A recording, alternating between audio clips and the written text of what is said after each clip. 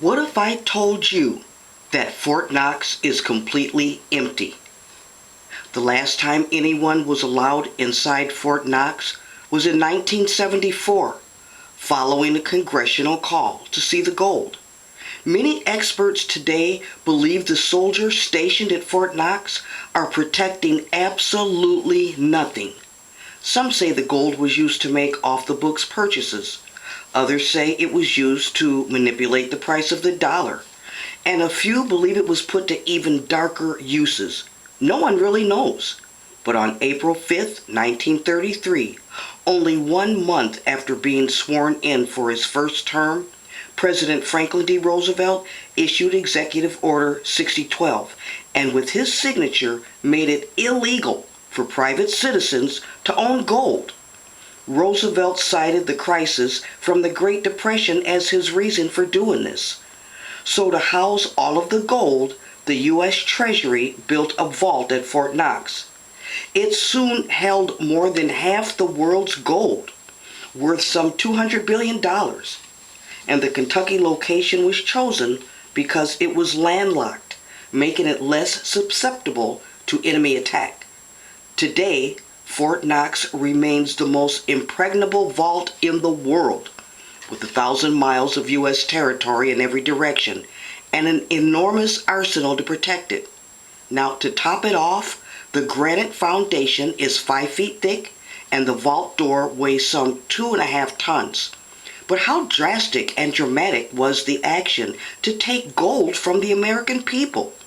You see, private ownership of gold became not just illegal, but also punishable with stiff fines and a jail term of up to 1 decade. While some citizens transferred their gold holdings to banks in Switzerland and other nations, most of the U.S. gold left in private hands. Very small amounts were just used in dentistry or jewelry or in valuable coins that were held by collectors. And the 5 ounces that private citizens were allowed to own were transferred to the government. So what's really in there? What's really in Fort Knox?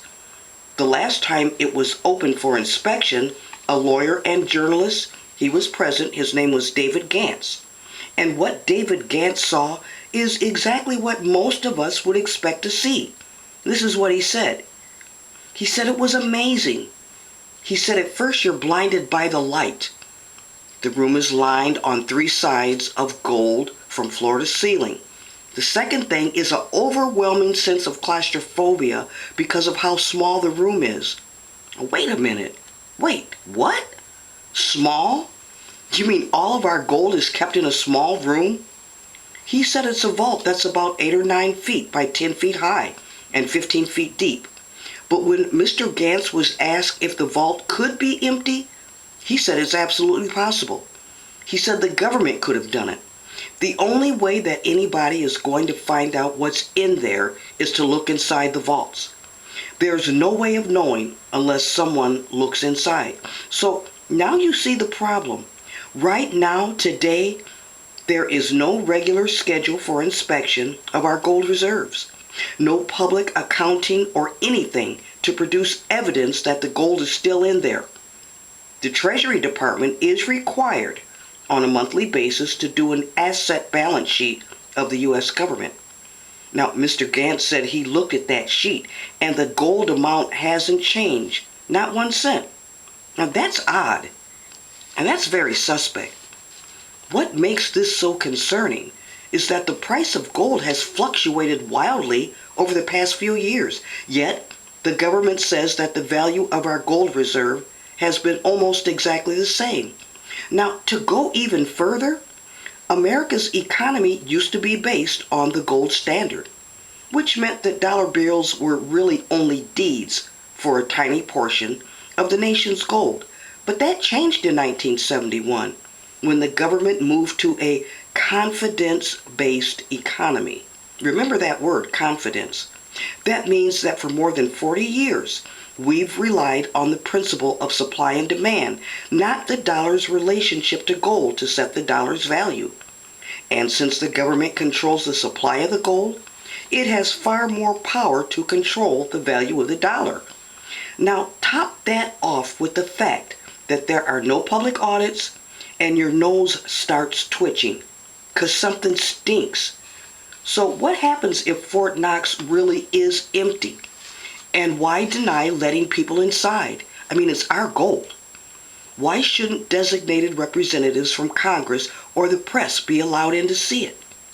The official response is always the same throughout history.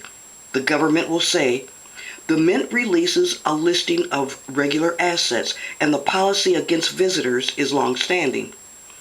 Or they say it costs too much to check the gold. Federal officials claim that an audit would cost tens of millions of dollars. Then the government has even said the gold is now the public's business. That's the most frequent answer that they give, that it's none of our business. Well, since 1967, the Freedom of Information Act has permitted citizens to formally request federal documents and other information, and the government's required to comply with the request, unless it runs into one of the FOIA's numerous exemptions. So, Fort Knox is deemed as an exemption. It's considered classified material. But wait a minute, it gets even better. According to the Times of London publication, not even the auditors who prepare the annual inventory of assets are allowed to look inside the vault at Fort Knox. So we just have to take the government's word that the gold is in there. Remember, it's called confidence. So does that mean there would be a full economic collapse if it was revealed that there was actually no gold inside Fort Knox? Well, that depends on who you ask. But know this, the gold inside Fort Knox, if it's in there, is a symbol as much as an asset. And once the symbol is destroyed, the confidence the symbol represents goes with it. So if there's no gold in there, what else could be in there? Well, in 1940, the Magna Carta, which was held for the British to keep out of the Nazis' hands, it was in there. The vault also held the Declaration of Independence, the Constitution, the Gettysburg Address, and 3 copies of the Gutenberg Bible. They were in there at one time. And in the 1950s, the vault became part of the Cold War era and held drugs, vaccines, and morphine in case of casualties. That was in there. Today, our entire monetary system is based on trust. That word, confidence. The gold belongs to Americans, and Americans pay to protect it. However, we will never really know what we have until Fort Knox opens its doors once more. Well, there's another truth. Well, like, subscribe, think for self, question everything. This is a Mirror Logic channel.